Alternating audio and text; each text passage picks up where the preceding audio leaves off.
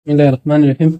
د پښتو ژبې او ادب د څانګې ګرانو محصلینو او اوریدونکو، په دې برخه کې نن موږ غواړو د پښتو ژبې او ادبیاتو له ادرسه د حماسي ادبیاتو په اړه تاسو ته لومړی درس وړاندې کړو، چې په دې کې به انشاءالله موږ د پښتو ژبې د حماسو په اړه او دغه ډول د نړۍ د ځینو مشهورو او لویو حماسو په اړه معلومات ترلاسه کړو. دا چې حماسي ادبیات څه ته ویل کېږي، موخه او هدف ترېنه څه ده، او ولې باید د ژبو او ادبیاتو په پوهنځي کې او بیا د یوې ټولنې وګړو ته حماسي ادبیات تدریس یا وړاندې سي. انشاءالله د دغو درسونو په اوږدو کې به په دغې موخه او هدف باندې تاسې ورسېږئ. لومړی دا چې حماسي ادبیات څه ته ویل کېږي، عمومي پېژندنه یې وړاندې کوو. افسانې، داستان او حماسې په بېلابېلو څېړنو کې په توپیر بیان شوي دي، یعنې دغه هغه فورمونه دي چې کله په دوو باندې د حماسو ګمان شوی ده. دا افسانې دي که هغه داستانونه دي، او حماسې خو په خپل ذات کې حماسه ګڼل شوې ده، چې وروسته به انشاءالله په تفصیل سره وړاندې شي. د دې ادبي بڼو له لارې پر تاریخي حقایقو قضاوت کېږي. یوه موخه دا ده چې حماسه له تاریخه د مخکې دورې یا قبل التاریخ چې ورته ویل کېږي، د هغې زمانې تاریخ ګڼل شوی د څېړونکو او پوهانو لخوا، نو په هغه باندې قضاوت کېږي چې دغه پېښې څومره رښتینې وي او تر کومه بریده د منلو وړ دي. بله خبره دا ده چې په دې کې پند او عبرت پروت ده، تر څو پورې د موږ اوسني نسلونه له هغو نه پند او عبرت واخلي، خپل ارزښتونه وپېژني او د هغې لپاره د دفاع لپاره یې خپلې مټې راونغاړي. بله خبره دا ده چې فولکلوریک نقلونه هم په حماسو کې، په دغو نقلونو کې حماسي ورګړي دي، او دا خوله په خوله تر موږ او تاسې را رسېدلي دي. راوي او لیکوال یې نامعلوم ده، زمان او مکان هم مبهم او یا هم معلوم نه دي. نو دغه حماسې چې په تاریخي لحاظ تر موږ او تاسې را رسېدلي، یا هغه ولسي نقلونه دي، یا هم متلونه دي، او یا هم نور څه دي چې هغه په ژبې پورې تړاو لري، یا فولکلور ګڼل کېږي په عامه اصطلاح باندې، یا هم د پوهانو او د څېړونکو ترمنځ د فولکلور په نوم مشهوره ده. نو د هغه څه دي چې هغه خوله په خوله را انتقالېږي، لیکوال او راوي معلوم نه وي، یا ویناوال معلوم نه وي، چې د موږ او تاسې په پښتو ژبه او ادب کې له دغه فولکلور نه ډېر مشهور ډول چې د هغه پښتو ټپې، لنډۍ او یا هم مصرۍ او په ځینو سیمو کې په ټیکۍ سره هم مشهورې دي، چې دا د موږ د فولکلوریک ادب تر ټولو ستر میراث ګڼلی سو. بل داستاني قالبونه دي. داستاني قالبونه کومو قالبونو ته ویل کېږي؟ د انساني توکمونو په څېر متفاوت دي، یعنی څرنګه چې د انسانانو ترمنځ په ویښتانو، رنګونو، قدونو کې توپیر شته، دغه ډول په داستاني قالبونو کې یا هغه څه چې موږ او تاسې د کیسې په ډول تر موږ او تاسې یا هم لیکوالو په هغو کې لیکنې کړي دي، دا له یو بل سره توپیر لري. لکه لنډ مثال موږ لنډه کیسه، ناول او یا هم رومان ورکولی سو. هر قالب ځانګړنې لري، یعنی هر قالب چې ده هغه خپلې ځانګړنې لري، چې په هغو کې کله موږ هغه ځانګړنې او اصول زده کړو، نو په هغه ډول لیکنه بیا موږ کولی سو. داستاني ډولونه په بېلابېلو بڼو ویشل شوي دي، لکه ما تاسې ته نمونه واخیستل چې هغه لنډه کیسه ده، ناول ده، او رومان ده، چې دا معاصر نومونه دي، او په تېر کې موږ او تاسې ټول په نقل باندې، یا د موږ او تاسې په فولکلور کې دا په نقل باندې مشهوره ده، او یا هم په ټولنو کې خلک د نقل په نوم پېژني.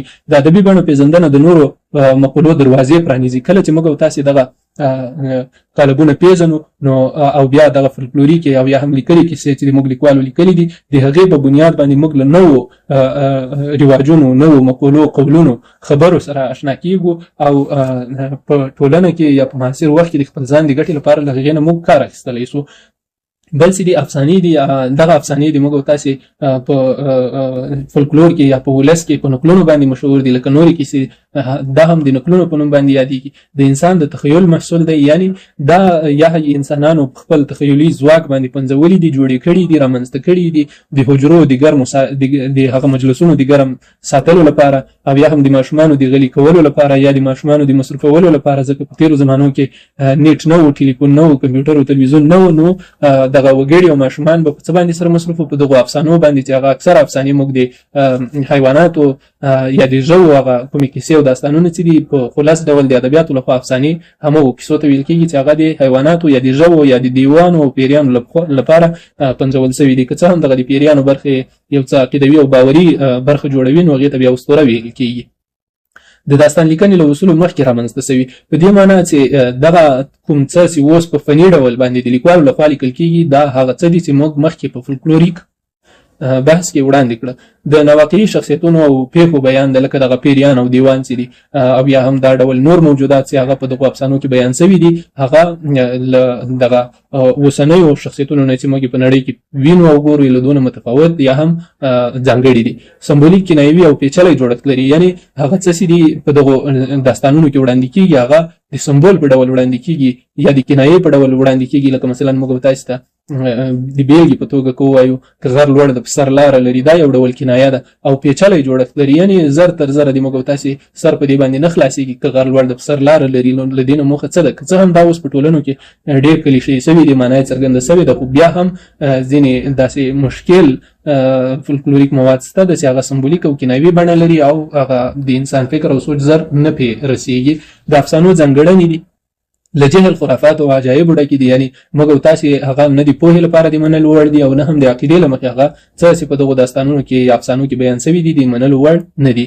پېښې اکثره چې دي هغه غیر واقعي وي، د منطق څخه لوړې وي یا له منطق سره ډېره اړیکه نه لري، له اوسني منطق سره چې د منلو وړ واوسېږي، خو سره له دې ارزښتمنې بېلګې هم لري. لکه موږ او تاسې دا خبره واضح کړله.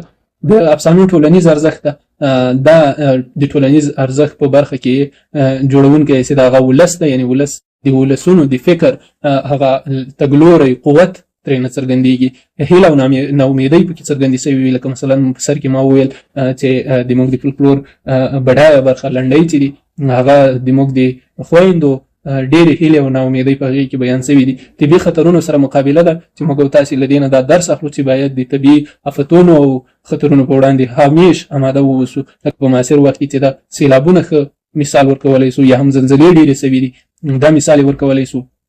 د ظلم په وړاندې مبارزه ده، لکه د موږ او تاسې په هېواد کې دغه 20 کلن کوم یرغل چې تېر سو دا یو ظلم او جبر و او په وړاندې د موږ او تاسې ولسونو درنه مبارزه وکړله. په پایله کې موږ او تاسې ته ځینې ادبي میراثونه پاتې سو، لکه مثلا که موږ د خپل علمي چاپېریال لخوا یو مثال وړاندې کوو، وایي محصل شهید سو، فارغ نه سو او مور یې په چغو چغو ټول کړل کتابونه. د لرغوني انسان د تفکر انځور وړاندې کوي. دغه افسانې چې موږ او تاسې ته له پخوانۍ زمانې نه راپاتې دي، موږ او تاسې ته هغه د لرغونو انسانانو د ژوند طریقه، دود، رسم، رواج او له دغو پورته ځانګړنو سره د مقابلې لارې چارې بیانوي. افسانې ځینې ډولونه هم لري، لکه مثلا په هغو کې د زوو کیسې دي، د جادوګرو کیسې دي، د ماجرا جو یا ستونزو لټونکو یا د هغو ستونزو د حل کوونکو اتلانو کیسې دي او دغه ډول فکاهي یا خندونکې کیسې هم ورکېږي. خو د وروستیو څېړنو یا هغه کیسه چې یا هغه خبره چې په افسانو باندې پوره صدق کوي هغه یوازې د ژوو برخه ده چې موږ دغه افسانې یوازې د ژوو لپاره ځانګړې کولی شو. کیسه څه ته ویل کېږي؟ ساده او بېطرفه روایت ده، یعنې دغه کیسه چې موږ یا په تاریخ کې بیان شوې ده یا یې موږ اوس بیانوو او یا یې لیکوال لیکي، دا مستقیم په لوستونکي او یا هم په اورېدونکي پورې تړاو نه لري، یعنې د یو طرف نه نیسي. نو له همدې لحاظه دغه کیسې ډېرې اغېزمنې هم وي. کله چې یو څوک یوه کیسه ولولي نو په خپل ځان کې بیا غواړي چې دی په خپلو کړنو کې د همغې کیسې په شان عادتونه پیدا کړي یا یې پلي کړي. مثلا که یو څوک ډېر خیز وهي، دی هم غواړي په همغه ډول خیز ولري او د دې دغه اغېز له سادګۍ او بېطرفۍ نه سرچینه اخلي. پر پېښو ولاړه وي، یعنې دغه کیسه چې ده د دې هغه استو زړی چې جوړوي یوه خیالي کیسه او یا هم یوه واقعي کیسه چې په ټولنه کې پېښه شوې ده په هغې باندې ولاړه وي. لوستونکی له پیچلتیا سره نه مخ کېږي، یعنې په دې کیسه کې داسې یو څه ګونګ نه پاتې کېږي چې لوستونکي ته سوال پیدا شي چې دا پلانۍ خبره پیدا شوې وه، دا څنګه پیدا شوې وه؟ لکه یو سړی له بامه وغورځېده، ولې وغورځېده؟ دغه د ولې لپاره له ده سره کومه پوښتنه نه پاتې کېږي، یعنې لوستونکي دغه لیکوال هغه ستونزه حل کړې وي. بل د کیسې ځانګړنې دي. لومړی خبره دا ده چې په کیسه کې به یوه پېښه خامخا وي یا به پېښې پکې وي. کیسه که لنډه وي یوه پېښه تعقیبوي، که اوږده وي پېښې تعقیبوي او که تر هغه اوږده وي نو بیا لویې پېښې سره څېړي. شخصیتونه هم بدلون مومي. شخصیت د یوې کیسې هغه مرکزي اتل چې ورته ویل کېږي هغه کله لومړی ماشوم وي، ځوان سي، بیا ځینې کړنې ترسره کړي، وروسته بیا بوډا سي، د ده په ظاهري شکل کې بدلون راغی او کله بیا د ده په خوی او عادتونو کې بدلون راځي. لکه مثلا د موږ تاسې خوشحال خټک کره واخلو، لومړی هغه یو ډول شخصیت درلوده، وروسته بیا بل ډول شخصیت ترېنه جوړ شو، یعنې د ده هم په شکلي لحاظ او هم په معنوي لحاظ په ده کې بدلون تر سترګو شوی ده. بل په د جوړښت برخه یې ده یا د جوړښت ځانګړنې ده چې هغه نقلي روایت ده، یعنې له نورو نه رانقل شوی ده، رالیکل شوی ده، راوړل شوی ده یا د نورو له خولې نه ویل شوی.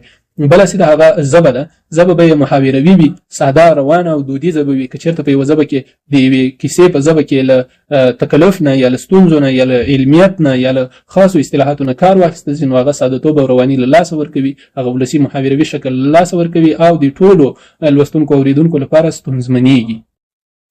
بل چې دا د داستان پېژندنه ده، داستان چې د پیښو منظم او طبیعي تسلسل ده، لکه د کیسې په شان په ذهن کې نتیجه پرېږدي، یوه پایله بالاخره باید ولري، واقعیت ته نږدې ده. یعنې هغه څه چې په کیسې او داستان کې بیانېږي هغه باید واقعیت ته نږدې وي.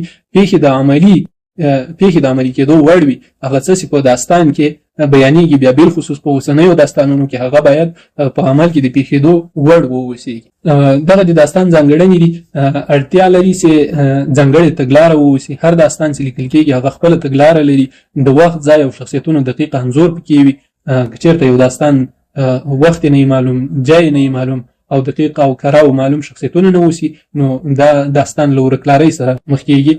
بل داستان ډولونه لري چې هغه لنډ داستان ده لکه لنډه کیسه، نیمه اوږد داستان ده لکه هغه ناول، او اوږد داستان ده لکه هغه رومان. بل له موضوعي اړخه هم ډولونه لري لکه تاریخي، اخلاقي، ټولنیز، عشقي، پولیسي، دینی، عقیدوي، تصوفي او ځینې نور ډولونه هم له معنوي اړخه موږ ټاکلی سو چې له معنوي اړخه د داستان د ځانګړنو یا هم د ډولونو لپاره موږ هغه د پای ټکی نسو کېښودلی. لکه څومره چې انساني ژوند پراخ ده، په همغه کچه د داستانونو هغه موضوعي اړخ هم پراخېږي. د ژوند د انعکاس له مخې ادبي فورمونه چې دي هغه په واړه فورم باندې ویشل کېږي. لکه مثلا د ژوند یوه برخه چې ده دا په واړه فورم کې د بیان وړ ده. منځنۍ برخه چې ده هغه باید یوه لویه مرحله راواخلي، لکه له ماشومتوبه تر زلمیتوبه پورې. او لوی فورم چې ده هغه نو بیا د یوه اوږده زمانه په ځان کې رانغاړي. لکه مثلا کولی شي د یو انسان له ژوند نه راواخله بیا تر مرګه پورې، یا د یو انقلاب له پیل نه تر پایه پورې هغه ټوله سلسله باید بیان کړی شي. وړه کیسه او رومان چې دي، نو وړه کیسه باید یو کوچنی مشکل راونغاړي، لکه وړاندې مو چې وویل وړکی فورم و. رومان چې د نسل یا پیړۍ ستونزه حل کوي، او وړه کیسه چې وي دا محدود تمرکز لري، د ژوند یوه برخه رانغاړي. لکه مخکې مو چې دې ته اشاره وکړله. حماسه چې دا عمومي مفهوم لري، د ولسونو ځانګړې کیسې دي، ځینې محلي پاتې کېږي، ځینې نورو کلتورونو ته انتقالېږي. لکه مثلا په نړیواله کچه باندې اوس د ایلیاد او اودیسه کیسه ده، که څه هم دا په یونان پورې تړاو لري، یا هم د ګلګمېش حماسه ده چې هغه یوازې د بین النهرین په سیمې پورې تړاو لري، خو اوس یې نړیوال شهرت پیدا کړی. یا د ټولې نړۍ خلک کوشش کوي چې له هغې نه د ځان لپاره یو مثال او بیلګه راوباسي. او معاصر ساینس فکشن لپاره هم څه د کار وړ مواد لري چې د هغې لپاره ګټه ترې نه دی اخیستل کېدلی شي. د پیښو فولکلوري کیسو ځانګړنې، د پښتو فولکلوري کیسو ځانګړنې دي. پښتو فولکلور هم لکه وړاندې مو چې خبرې پرې وکړلې خپلې خاصې ځانګړنې لري چې د پښتني محیط یا چاپېریال انعکاس دی. یعنې په تاریخي لحاظ یا هم په اوس وخت کې پښتون څه ډول چاپېریال لري، د دوی ترمنځ راسه درسه څنګه ده، د دوی کړه وړه څنګه دي، د دوی خوراک څه ډول ده، د دوی ټولنیزې اړیکې په کوم ډول له یو بل سره ټینګېږي. نو دا هغه محیطي یا د چاپېریال انځور ده چې په پښتون فولکلور کې راڅرګند شوی ده. بل ملي ځانګړتیاوې دي چې هغه د یو هېواد یا د یوې ټولنې د ټولو قومونو او ملتونو ځانګړنې موږ تاسو ته راښیي یا موږ ورسره اشنا کوي. د نورو کلتورونو اغیزې هم په دغه فولکلور کې څرګندېږي. لکه مثلا په تاریخي لحاظ له دغو آریایي قومونو سره چې یوه قبیله کوم تړاو ولري هغه په دغه فولکلور کې راڅرګندېږي. لکه د موږ تاسې په پښتو ادب کې یوه حماسي لنډۍ ده وایي که د خالو لښکرې راغلې زه به ګومل ته د خپل یار دیدن ته ځمه. نو دلته ګورو چې د سلطان محمود غزنوي د زمانې د یو سپه سالار هغه یاد پکې شوی ده. شفاهي او تحریري بڼې لري. یعنې دغه فولکلور چې د تر ډیره پورې شفاهي ده یا د خلکو په حافظو کې خوندي ده، خو وروسته لیکوال راجګ شوي او هغه یې لیکلي دي او لیکلې یا تحریري بڼه یې هم خپله کړې ده. بل د کیسو علمي ارزښت ده چې دا د اوتنوګرافۍ لپاره هم مهم مواد لري، د سوسیولوژۍ یا ټولنپوهنې لپاره مواد لري، د ملي تاریخ د څېړنې لپاره یوه وسیله ده. یعنې هغه څه چې په تاریخ کې راغلي دي یا په تاریخي ډول لیکل شوي دي او په دغو کیسو کې بیان شوي دي، د پرتلې نه نوي مواد یا د باور وړ مواد رامنځته کېدلی شي. حماسه څه ته ویل کېږي؟ حماسه منظومه یا منثوره لیکنه ده. یعنې دا لکه مخکې مو چې خبره وکړه فولکلور اکثر شفاهي ده، نو منظومه به وي یا به منثوره وي او په ولس کې به خپره وي. د پیښو داستاني بیان به وي. حماسه به خامخا داستاني شکل لري، کوم پریکون به یې په منځ کې نه احساسېږي. یعنې په همدې موخه موږ وړاندې د داستان افسانې او نکلونو پېژندنه وکړه تر څو پورې موږ د حماسې هغه تل ته ورکوز شو. یوازې جنگي شعر نه دی، یعنې هغه څه چې یوازې په اتلواله ژبه باندې لیکل شوي دي هغې ته موږ حماسه نسو ویلی. حماسي شعر ګڼل کېږي خو بشپړه حماسه نسو ورته ویلی او خپلې خاصې ځانګړنې لري. حماسه د حماسي شعر په وړاندې هر حماسي شعر حماسه نه ده. یعنی موږ هر هغه شعر چې په هغه کې د جنگ جګړو اصطلاحات راغلي وي هغې ته موږ حماسه نه سو ویلی، خو حماسي شعر یې ګڼلی سو. حماسه چې ده دا یو پراخ داستان ده، یعنی له سر نه تر پایه پورې یوه کیسه چې په هغې کې د تورې میړانې جنگ جګړې سرښندنې او قربانۍ کیسې بیان شوي هغه که په منثوره ژبه وي او که په منثوره هغې ته موږ بشپړه حماسه ویلی سو. او حماسي شعر چې ده په دې کې بیا د هغو اتلولیو د اشخاصو او د پیښو خاص یا خال یادونې قدرې شوي وي، لکه د امیر کروړ سوري زیم زمری له ما تل نسته، پر هند و سند و بل پر زابل نسته له ما تل نسته. دغه چې ده یو حماسي شعر یې موږ ګڼلی سو، خو بشپړه حماسه یې نه سو ګڼلی. حماسه ځینې ځانګړنې لري، لکه مثلا د اتلانو کارنامې وي، د قوم یا ملت ویاړونه دي، ملي ستونزې دي، د دښمن په وړاندې مبارزه ده، غنایي شعرونه هم پکې بیان شوي وي. یعنی دغه ټولې هغه ځانګړنې دي چې په یو حماسه کې باید موجودې وي، هغه که په منثور ډول وي او که په منظوم ډول بیان وي او که په منثور ډول بیان شوي وي. دغه ځانګړنې باید په ځان کې ولري تر څو د راروانو نسلونو لپاره د پند، عبرت او نصیحت وسیله وګرځي او د راروانو خپلو ارزښتونو د ساتنې لپاره له هغې نه اغېزمنه ګټه واخیستلی شي. د حماسي بله ځانګړنې چې غیر طبیعي پیښې لري، دا د لرغونو حماسو له ځانګړنو نه کېږي. د عادت خلاف حالتونه لري چې دا هم په تېرو حماسو کې چې د پیریانو، دیوانو او یا هم د ځینو حیواناتو ځانګړې کاروایانې وي یا د هغوی خپل عادتونه وو. او بل تخیلي ځواک ده، یعنی تخیلي ځواک په حماسو کې ډېر زیات کارول شوی وي چې له همدې لحاظه دا د عادت خلاف کړنې، غیر طبیعي کړنې په دوی کې راڅرګندېږي. د پښتو حماسو نه موږ کولی سو د ادم خان او درخانۍ نکل چې دا فولکلوریک نکل ده، د رابعه او فتح خان نکل ده چې دا هم ولسي نکل ده، د موسی جان او ولی جان نکل ده چې د دوی د ملګرتیا کیسه ده، دا هم په پښتو فولکلور کې د پښتو ژبې او ادب څېړونکو دا حماسې بللي دي. د حماسې لغوي معنا چې دا په حماسه عربي کلمه ده، حمس په ډول تلفظ کېږي، معنا یې شدت او سختوالی ښودل شوې ده. او وروسته همدغه د حمس اصطلاح بیا د زړورتیا او شجاعت معنا هم ورکړې ده، یا په اوسنیو ادبیاتو کې له دې نه د زړورتیا او شجاعت معنا اخیستل کېږي. او د همدې هدف له مخې د ادبیاتو دغې برخې ته د حماسې اصطلاح ځانګړې شوې ده. د حماسې اساسي ځانګړنې چې دي، یعنی کوم هغه متن یا وینا چې تر موږ او تاسې را رسېدلې ده، هغه باید دغه دوه ځانګړنې ولري تر څو پورې موږ حماسه وبلو. لومړی دا ده چې اوږده به وي، او دوم د میړانې او جګړې کیسې به لري. یوه خبره چې اوږدوالی ده، یعنی بشپړوالی ده، له سره تر پایه پورې کیسه باید بشپړه وي. او بله مهمه خبره دا ده چې په حماسه کې باید خامخا د میړانې، جګړې، اتلولۍ، سرښندنې او قربانۍ کیسې ووسي تر څو پورې موږ هغې ته حماسه ووایو. او بله مهمه خبره دا ده چې د لوړ هدف لپاره باید دغه جنګ، جګړې، میړانې او اتلولۍ سوي لوړ اهداف د موږ او تاسې دین ده چې هغه د دین ساتنه ده، بل هیواد ده چې د هیواد او جغرافیه ساتنه ده، هغه د اسلامي امت د ننګ، غیرت، د دوی د دین، عقیدې، باور او ناموس ساتنه ده. نو دا هغه لوړ اهداف دي چې د هغې لپاره د جنګ، جګړې، اتلولۍ هغه کاروایانو ته موږ حماسه ویلی شو. د حماسې ځینې ډولونه دي چې یوې اصلي حماسې ګڼل شوي دي، هغه ملي حماسې دي چې په ټولو ملتونو پورې تړاو لري. او بلې چې دي فني حماسې دي چې دا د لیکنې له مخې ویش ده چې پوهانو دي یا څېړونکو د حماسې لپاره کړی ده.